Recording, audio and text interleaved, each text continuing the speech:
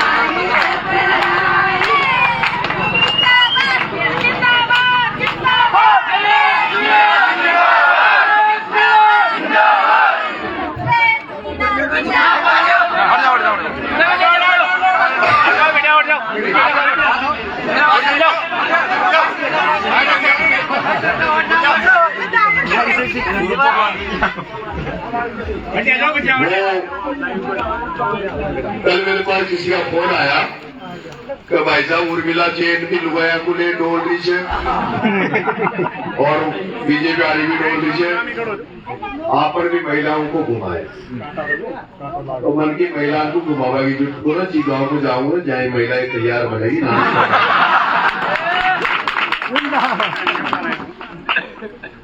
दोनों माताओं ने गीतों के माध्यम से जो चुनाव को रंग में रंगा, उसके लिए आप दोनों माओं को धन्यवाद। राम राम। सभी पटवाड़ा के पिता तुल्य बुजुर्गों, युवाओं, मेरी मां बहनों, चुनाव के समर में चुनाव लड़ रहा हूं। मेरे पास कोई पार्टी का झंडा नहीं है, ना मेरे पास कोई बड़े बड़े नेता है। बीजेपी और कांग्रेस के जिताने के लिए तो बड़े बड़े नेता आ रहे हैं, पार्टियां वाले आ रहे हैं, लेकिन मैं तो इस चुनाव में नीली छतरी वाले बाबा खाटू श्याम का आशीर्वाद लेकर और अंता की सर्व समाज की जनता जनार्दन के पैरों में दंडवत प्रणाम करते हुए अंतर की सर्व समाज से आशीर्वाद मांग रहा हूं कि मुझे जो 2-2.5 साल बचे हैं, 2.5 साल के लिए मुझे मौका दे और यहां से विधायक बनाए। अगर मुझे 2.5 साल के लिए अंता की जनता ने मौका दिया तो मैं भ्रष्टाचारियों को, चाहे वो थाने में बैठा हो, चाहे वो पटवार घर में बैठा हो, चाहे वो तहसील में बैठा हो, चाहे बिजली घर में बैठा हो, चाहे पीएचडी में बैठा हो, चाहे वो कलेक्ट्री में बैठा हो, भ्रष्टाचारियों को अंता की धरती पे नहीं रहने दूंगा। जो रिश्वत लेते हैं पैसे लेके,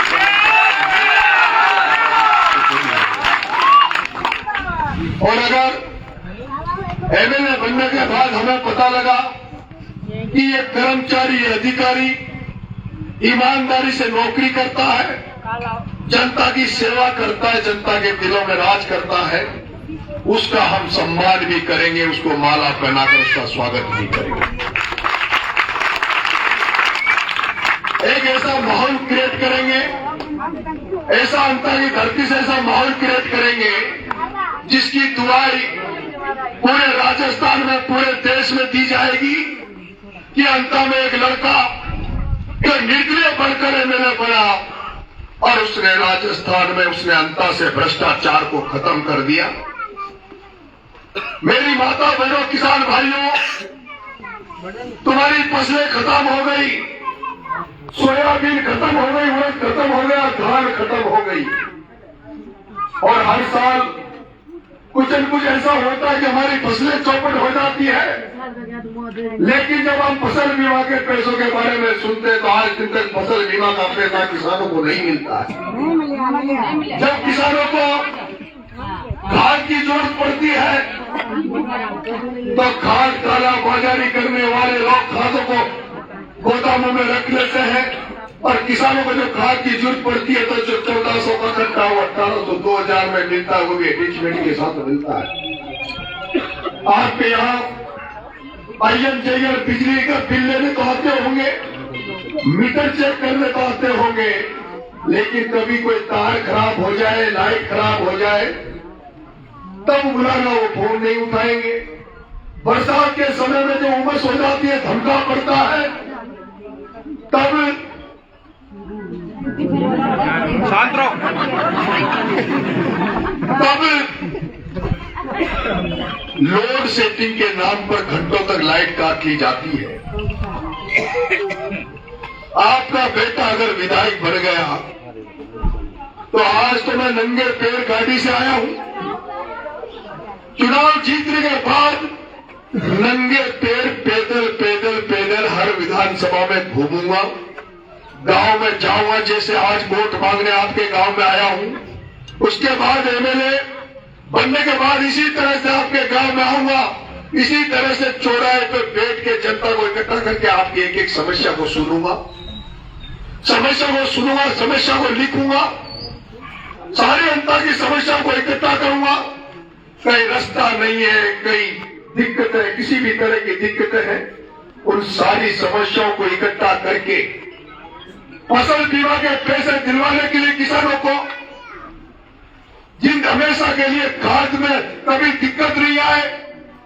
अभी मेरी मां यहां आंगनबाड़ी की महिलाएं भी काम करती होंगी, आंगनबाड़ी की महिलाओं को 5000 6000 का वेतन मिलता है, 5000 रुपए मिलकर मेहनत करती है।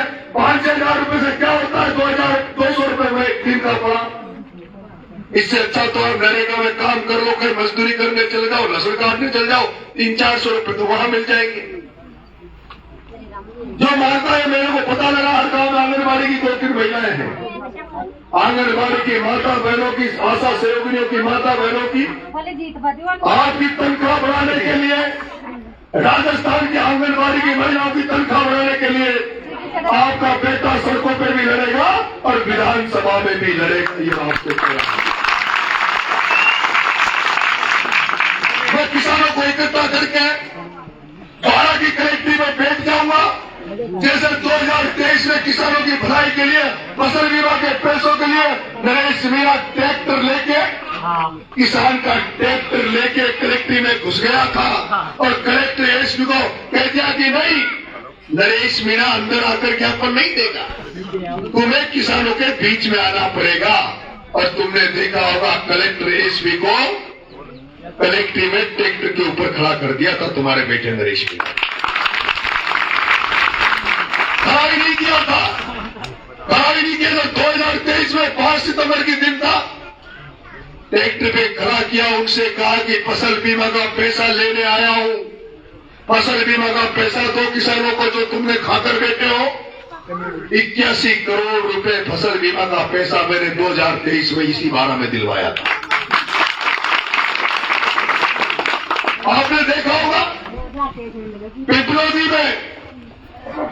पिपलोदी में 7 बच्चे स्कूल की दीवार गिरने से मर गए। 7 बच्चे स्कूल की बिल्डिंग गिरने से 7 बच्चे मर गए। मैं उनको मुआवजा देने के लिए धरना देकर बैठ गया। वसुंधरा को दिक्कत हो गई कि ये कहां से मेरे एरिया में धरना दे दिया, मुझे जेल में डाल दिया। 40 दिन मुझे जेल में रखा, लेकिन घबराया नहीं, डरा नहीं। 40 दिन बाद में जेल से निकलने के बाद भी आपका बेटा उन बच्चों को न्याय दिलाने के लिए, उन बच्चों के परिजनों को आर्थिक मदद करवाने के लिए अन्न छोड़कर 15 दिन तक भूख हड़ताल पर जयपुर बैठ गया। 15 दिन तक भूख हड़ताल पर जयपुर बैठ गया। और आपको पता है, अनशन पर बैठने के बाद सरकार ने उनको 12-12 लाख रुपए दिए, और जो 5 बकरियां दी थी,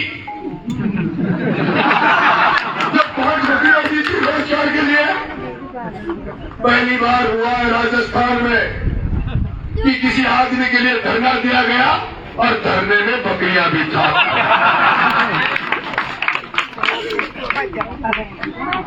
इसलिए उन बच्चों को 1 करोड़ रुपए की एफडी करवाई, उनकी मदद करी। एक बच्चा एक फॉरेस्ट में मर गया, उसकी 25 लाख की मदद कराई।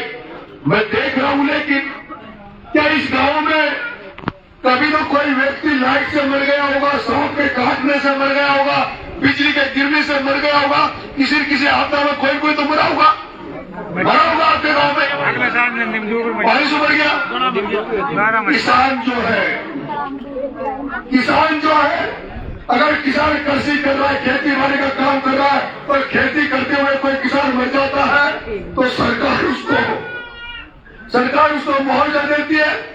लेकिन मैंने 12 जिले में नहीं सुना। यहाँ भी हर गांव में कोई ट्रेजेडी हो जाती है, आपदा की वजह से कोई मर जाता है, लेकिन उसको पैसा नहीं मिलता क्योंकि किसानों को यहाँ जगाने वाला ही नहीं है। आपने देखा होगा जब उस हनुमान बेनीवाल जी के एरिया में जब कोई इस तरह की घटना हो जाती है तो हनुमान बेनीवाल धरना देके बैठ जाता है। जब तक 25 लाख 50 लाख नहीं दिला देता जब तक उठता नहीं है। और नरेश मीणा इस परंपरा को लेके यहाँ आया है। नरेश इसी परंपरा को लेके आया है। कोई व्यक्ति के साथ गलत हो गया, कोई मर गया तो नरेश मीणा उसके परिवार के साथ बैठ जाएगा। अभी एक इटौरा में था, बेचारा खेत में गया, उसकी सोयाबीन की फसल खत्म हो गई थी, धान की फसल खत्म हो गई थी। उसने मुनाफा में जमीन जोड़ी थी। उसके बेचारे की जब फसल खत्म हो गई, वो कह रहा था मेरा 3 साल से कर्जे में डूब रहा था, उसने फांसी लगाकर आत्महत्या कर ली। कोई किसानों की सुनने वाला नहीं है, कोई गरीबों की सुनने वाला नहीं है। जो ये नेता जो बैठे हैं, जो नेताओं के साथ रहते हैं, वो केवल बड़े आदमियों की शक्लें देखकर काम करते हैं, बड़े आदमियों के चेहरे देखकर काम करते हैं। लेकिन आपका बेटा तो जैसे बाबा रामदेव राजपूत परिवार में पैदा होकर, एक राजपूत परिवार में बाबा रामदेव पैदा होकर, एक राठौर वंश में पैदा होकर जिस तरह से उसने गरीबों की सेवा करी, और गरीबों की सेवा करने के तहत हम लोग बाबा रामदेव के मंदिर बनाकर बाबा रामदेव को पूजते हैं। संत ज्योतिबा फूले मां सावित्रीबाई, जिन्होंने इस देश में शिक्षा की अलग जगाई, जिन्होंने मां सावित्री फूले और संत ज्योतिबा फूले ने इस देश में शिक्षा की अलग जगाई। पहले शिक्षक बने और गरीबों को, बच्चों को पढ़ाया लिखाया। आज संत ज्योतिबा फूले की पूजा होती है, मां सावित्री फूले की पूजा होती है। बाबा साहब भीमराव अम्बेडकर, उन्होंने दलित भाइयों के लिए उनको सामाजिक चेतना दी, जागृति दी, शिक्षित किया, उनकी पूजा होती है। महात्मा गांधी, भगत सिंह, इन लोगों को हम बड़ा मानते हैं।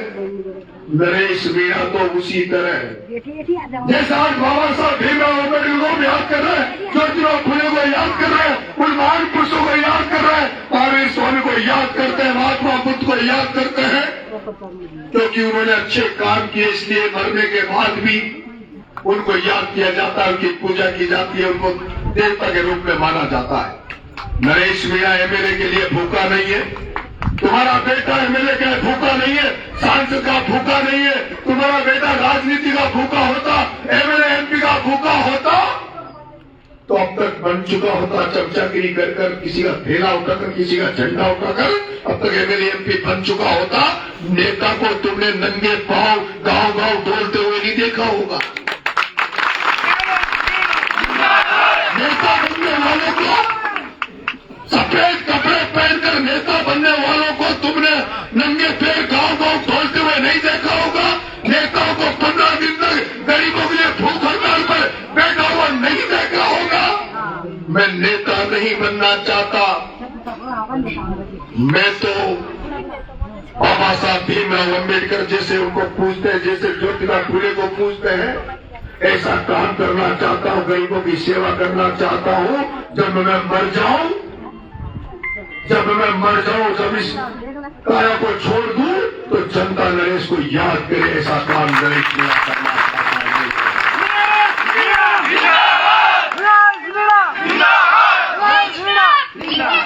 आज मैं जो बार बार लोगों के लिए लड़ाई लड़ता हूँ, संघर्ष करता हूँ, उन लोगों की सेवा करता हूँ, उसमें रोने अटका दिए जाते हैं, बार बार मुझे जेल में डाल दिया जाता है। उन बच्चों को न्याय दिलाने गए, 40 दिन जेल में डाल दिया। सम्राटों में गांव वाले बहिष्कार करके बैठे थे, एक कलेक्टर वहां नाटक कर रहा था, थप्पड़ दे दिया, 2-3 दिन के लिए जेल में डाल देते, लेकिन 8 महीने डाल दिया। बीमा के लिए पैसे दिलाने के लिए धरना दिया, प्रमोद जैन भाई का 1.5 का डंपर पकड़ाया तो कवाई में 1 महीने के लिए जेल में डाल दिया। 14 बार जेल चला गया, 14 बार जेल चला गया, मुकदमे लगा देते हैं।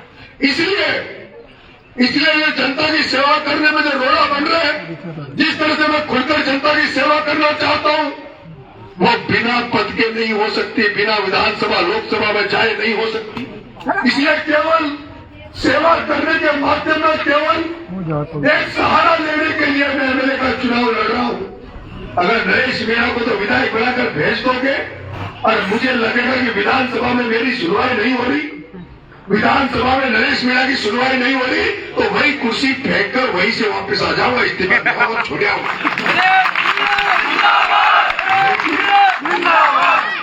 आत्मा में एक पीड़ा है, दिल में एक पीड़ा है कि इस जीवन में आए, मानवीय जीवन में आए तो कुछ लोगों के लिए करे, कुछ गरीबों के लिए करे।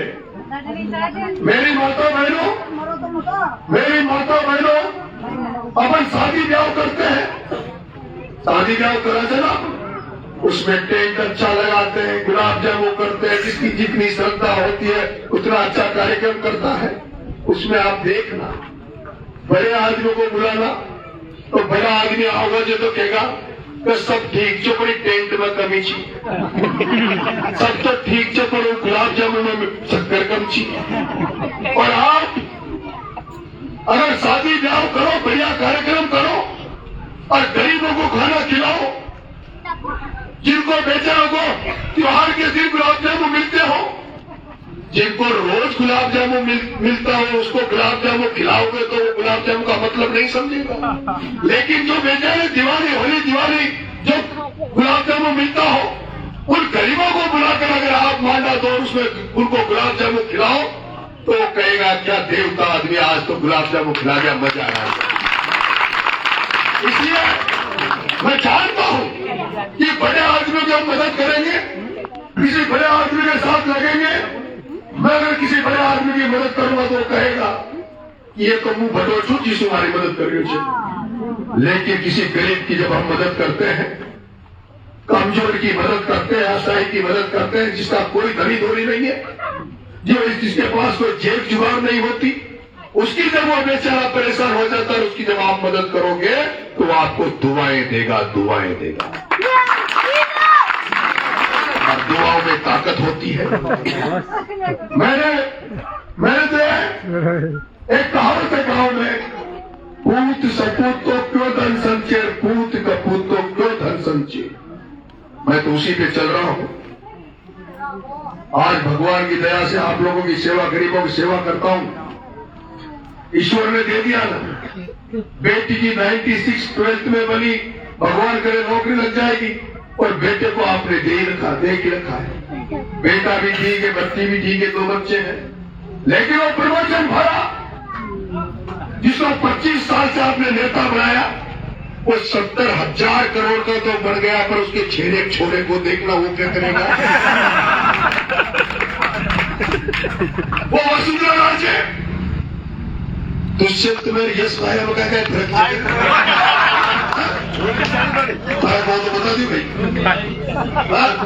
दुष्यंत आगा काम आ जाओ, पूछ लीजिए कहीं कहीं साहब मांगे कार खराब होगी, सोयाबीन खराब होगी, तो क्या वो मम्मी से पूछूंगा। वो यश भाई आ जाओ, प्रचार करवा, उसको कह दीजो यश आएगा, भाभी सुख पाया से पूछूंगा। इसलिए ईश्वर सबका न्याय यही कर देता है। अच्छा काम, नेक काम, ईमानदारी से चलने वालों को ईश्वर यही सब कुछ दे देता है। बेईमानी करने वालों को ईश्वर यही दे देता है।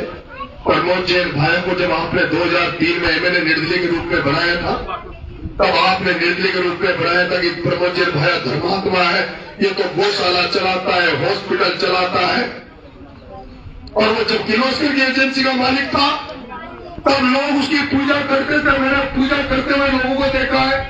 जैसे आज आप लोग जनता का सर्वसमान नरेश मीणा में आशा और उम्मीद के साथ आशीर्वाद दे रहा है, उसी तरह से प्रमोद जैन भाई के लिए लोगों को मैंने दंडवत करते हुए देखा है, दंडवत होते हुए देखा है। लोग कहते हैं भाया जो जीत जाओगे तो मैं रामदेव बेटल जाऊंगा। लेकिन प्रमोद जैन भाया जीता, 3 बार एमएलए मंत्री बना। लेकिन क्या किया? 2008 में जब मंत्री बना तो पीडब्ल्यूडी में मिनिस्टर होने के बावजूद भी भ्रष्टाचार का आरोप लगाकर और अशोक गहलोत ने आधे समय में उसको घर बिठा दिया। नहीं तो भ्रष्टाचारी है, तेरे को घर बिठा। भ्रष्टाचार का टैग लगकर आधे समय में मंत्री से हटा दिया। दोबारा फिर मेरा बड़ा, आपने उस चोर को 5 बार वोट दे दिया, 3 बार ऐसे चोर को वोट देकर विधानसभा में भेज दिया जिसने पूरी जनता को राजस्थान नहीं पूरे देश में बदनाम कर दिया। बदनाम कर दिया। आज मैं देख रहा हूँ कि प्रमोद जैन भाई 3 बार मंत्री रहा, उसने 70,000 करोड़ रुपए की संपत्ति बना ली। जिस प्रमोद जैन भाई के पास पैसा नहीं था, हाजी, जिस प्रमोद जैन भाई को पैसा नहीं था, उस समय लोग उसकी पूजा करते थे। जब प्रमोद जैन भाई का पैसा नहीं था तब लोग उसकी पूजा करते थे। लेकिन उसने पैसे की भूख के कारण उस प्रमोद जैन भाई ने गिट्टी खाए, भाटा खाया, ये तो खाया ही खाया। लेकिन जब 2020 में कोरोना की महामारी आई थी, गांव में लोग मर रहे थे, लोग सोच रहे थे सरकारी हॉस्पिटल में प्रमोद जैन भाई मंत्री है, बाहर के सरकारी हॉस्पिटल में जाएंगे तो ऑक्सीजन सिलेंडर मिल जाएगा, इलाज मिल जाएगा। लेकिन जो लोग उस समय जो कोरोना जिनके घरों में आया था और जो 12 इलाज कराने गए होंगे उनको याद दिला रहा हूँ। उन जनता के लोगों को, 12 जिले के लोगों को याद दिला रहा हूँ जिनके घरों में जो लोग कोरोना की बीमारी जिनके घरों में आई थी और वो जो 12 के हॉस्पिटल में इलाज कराने गए होंगे, तब वहां के डॉक्टरों ने कहा था कि हॉस्पिटल में, हमारे सरकारी 12 के सरकारी हॉस्पिटल में ना तो ऑक्सीजन सिलेंडर है, ना दवाइयां है। वो पूछते थे कहाँ इलाज मिलेगा, कि साहब ऑक्सीजन के सिलेंडर तो प्रिया हॉस्पिटल में मिलेंगे, हमारे जो दवाइयां है वो प्रिया हॉस्पिटल में मिलेगी। और वहाँ प्रिया हॉस्पिटल में जब इलाज कराने जाते थे तो वहाँ 3-3 लाख का बिल बनता था, 3-3 लाख का प्रिया हॉस्पिटल में। उस कोरोना की महामारी में भी अंतर 12 जिले की जनता को लूटा गया। उस बीमारी के समय भी उनकी जेबों को काटा गया। और वो हॉस्पिटल, प्रिया हॉस्पिटल किसका है? वो चोर प्रमोद जैन भाया का। वो सरकारी हॉस्पिटल, वो प्रिया हॉस्पिटल इस प्रमोद जैन भाया चोर का है। ये कहता मैं धार्मिक हूँ, धर्म पर मैं को करता हूँ। इसने 2 मंदिर बनवाए। एक धार्मिक मंदिर इसने बड़ा की बावड़ी पे बनवाया, एक अभी जैन मंदिर हाईवे पे बना रहा है। अच्छी बात है, मंदिर बनाने चाहिए, लेकिन मंदिर काहे के लिए बनाते हैं? मंदिर इसलिए बनाते हैं ताकि वहाँ संत महात्मा आए, वहाँ प्रवचन हो, वहाँ धार्मिक आस्था के लोग आने वालों को वहाँ धर्म की नजर से उसको देखे। लेकिन बड़ा की बावड़ी में काहे हो रही है? बड़ा की बावड़ी जिसको इसने धर्म के नाम पर, गौशाला के नाम पर इसने अपना अड्डा बनाया है, धर्म का मंदिर नहीं बनाया, इसने अपना कार्यालय बनाया है। और उस बड़ा की बावड़ी, उस कार्यालय पर, इसने अपने अड्डे पर, ये जब चुनाव आता तो मीटिंग को नेता राजनीति की मीटिंगें बुलाता और बड़ा की बावड़ी से पैसा बांटने का काम करता है।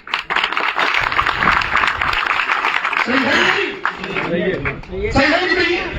बड़ा की बावड़ी से बदला है पैसा, वही बुलाता है लोगों को, आ जाना बड़ा की बावड़ी में, आ जाना और बैग भर के ले जाना, चुनाव में बांट देना। और अभी इसने जैन समाज का मंदिर बनाया है हाईवे पे, जैन समाज का मंदिर बनाया हाईवे पे, उसकी प्राण प्रतिष्ठा नहीं हुई, जैन मंदिर की प्राण प्रतिष्ठा नहीं हुई, वहां भी कोई संत महात्मा नहीं आए। उसके पहले तो ये डोटासरा को बुला के वहां, अभी इसने कांग्रेस की रैली करके मोरिया बुलवाना था, डोटासरा को नचवाना था। तो तूने मंदिर मंदिर तूने पूजा पाठ करने के लिए, प्रवचन के लिए बढ़ाया है, या प्रवचन भार तूने राजनीति में चमकाने के लिए अपना अड्डे, ये मंदिरों के रूप में तूने अड्डे बनाए हैं। मेरे भाइयों, इसको ये दो ही चीज के लिए काम करता है, या तो ये पैसे के लिए काम करता है प्रवचन भाई को, अगर गटर में टट्टी में पैसे मिल जाए तो ये अपना मुंह टट्टी में दे दे मेरे भाई। दूसरा, ये वोटों के लिए, ये वोटों के लिए कुछ भी कर सकता है, ये वोटों के लिए कुछ भी कर सकता है। इसलिए वोटों के लिए जब ये 2003 में निर्दलीय चुनाव लड़ा, जब ये 2003 में चुनाव माजी ये जब 2003 में निर्दलीय चुनाव लड़ा, तो जब निर्दलीय चुनाव लड़ा तो शिवनाथ जी नगर में कलंक लगाकर, शिवनाथ जी नगर में कलंक लगाकर खुद की गाड़ी में गोलियां चलवाकर, अरे चुनाव जीत गए था, वोटों के लिए खुद की गाड़ी में गोलियां चलवा ली। और उसके बाद इसने 2 बार विवाह सम्मेलन किए। 23 साल तक एमएलए रहा, एमएलए का चुनाव लड़ा, और 23 साल में इन्हें 2 ही बार शादी करी छे। ये बच्चा की शादी कराओ छे ने, जो कहते हैं मैंने धार्मिक काम करा छे, मेरा सामाजिक काम करा छे, मेरा बच्चा बच्ची की शादी करी छे।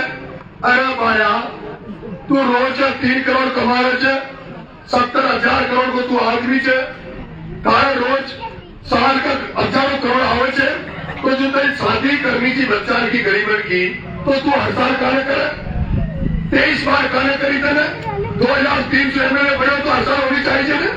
अगर सामाजिक काम कर रहा, धार्मिक काम कर रहा है तो हर साल होनी चाहिए ने। लेकिन इसने 23 साल के जीवन में 2 बार शादियां करी है मेरे भाइयों। एक बार तो इन्हें 2008 को एमएलए को चुनाव आ रहे छो, 5 महीना पहले इन्हें गरीबन का बच्चा की शादी करी, तो मैं गरीबन का बच्चा की शादी कर रही छू। इन्हें गरीबन का बच्चा की शादी न करी मारा पाया हो, इन्हें तो सम्मेलन का नाम पर चंदो अकेटो करो और नुकती पूरी खाओ और बोतल की दुकान जमाई छी। फिर तुम्हारा 2008 से लेकर 2023 तक कितना साल हो गया? 2008 से 23 तक 15 साल। 15 साल में कुछ शादियां का नहीं याद आएगा भाई, कहा मर क्यों चलो? 15 साल का नदी का देखो, गरीबन का ब्याह कर दिया, या कुछ छोरा छोरी नदी का जवान होता हुआ 15 साल तक इसने एक शादी नहीं करी। और फिर अभी 2023 का जब चुनाव आया तब फिर शादी करी। चुनाव में फिर चुनाव आ तो फिर शादी करेगा, नुकती पूरी खा देगा, मांडो दे देगा। अरे जनता की जनता तो बावड़ी छे ही, 4.5 साल में भूल जाओगी, कोई बुझान दे दोगी। अरे बीजेपी वाला जो चुनाव लड़े थे वहां की तो औकात छे ही नहीं जो मार खिलाफ बोल जाओ। फिर तीसरी बार फिर अभी तैयारी कर रहा था, छोड़ो जवान तो हो गयो, छोड़ो बूढ़ो हमारी तान आ रही है तो भाई को ब्याह करा, लेकिन ब्याह न कर रही हो, छोड़ा को ब्याह न कर रही हो, छोड़ा को ब्याह कर तो 2028 का चुनाव कर 5 महीना। अब 2028 के चुनाव के 5 महीने पहले ये छोरे का ब्याह करता, तुम्हारे गांव में बसें लगा देता, ट्रैक्टर भेज देता कि आ जाओ गुलाब जामुन खाऊं, मिठाई खाऊं, आ जाता भरभर हॉस्पिटल में मरे, उसको भूल जाते, पत्थर खाया, भ्रष्टाचार सबको भूल जाता, और फिर उनका गुलाब जामुन खा गांव में कहीं कहता है अब तो यार गुलाब जामुन खा जाए, वोट तो कोई देनी पड़ेगा। सब भूल जाते और वोट फिर कोई देता। इसलिए मैं कह रहा हूं ये 2 काम के लिए है, एक तो इसको पैसा अगर टट्टी में मिल जाए तो टट्टी में मुंह दे दे, और इसको वोट भी इसको अगर गटर में मिल जाए तो वोट के लिए गटर में मुंह दे। इसलिए जागने की जरूरत है, समझने की जरूरत है। आपके बेटे के पास कोई नेता नहीं है, कोई नहीं है, जनता जनार्दन का आशीर्वाद लेके आपके चरणों में ढोक देते हुए आपसे 2.5 साल के लिए वोट मांग रहा हूं, मेरी मदद करना। क्या मदद करोगे भटवाड़ा वासियों?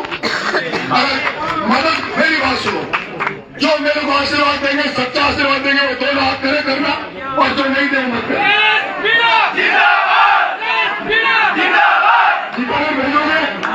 जितना भेजोगे आपका बेटा भी जैसे श्रवण कुमार ने अपने माँ बाप की सेवा की, वैसे नरेश मियाँ भी सर्वोत्तम बनकर अंता की जनता की सेवा करने का मौका